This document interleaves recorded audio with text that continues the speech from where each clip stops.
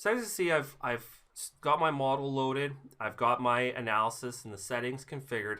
And right now there's one subcase. What's great about subcases is it takes the same constants. So, the units and the materials and the, which components are included or excluded.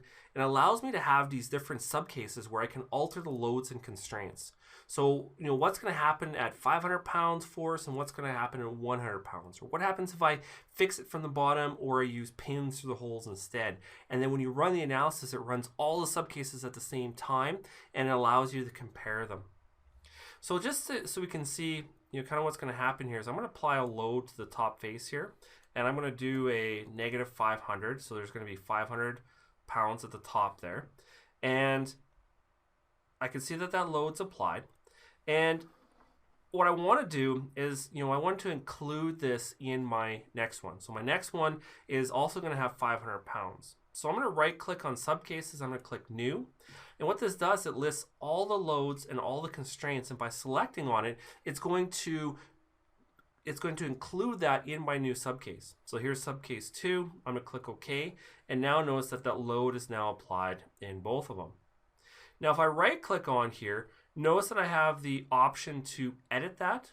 But by editing it here, I'm editing in both places. So if I was to change this to 400 and I was to click OK, and I was going to go up here and double click on it, notice that this one's also 400. So it's that option there to include that in both subcases.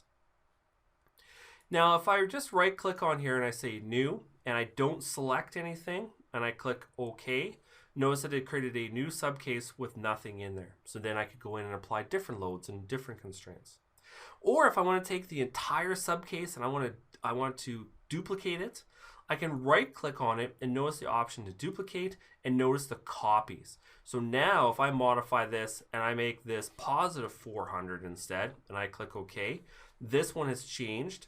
But if I go back to this one, notice that it's still negative 400. So you can see how you can duplicate and work within there.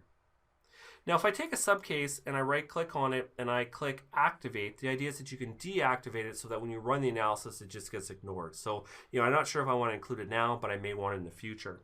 Whereas if I right click and I say delete, well then it's going to say, well, are you sure? I click yes and then it's gone. So again, subcases allow you to vary the loads and constraints. When the analysis runs, it'll calculate each subcase and then gives you that ability to kind of compare the results.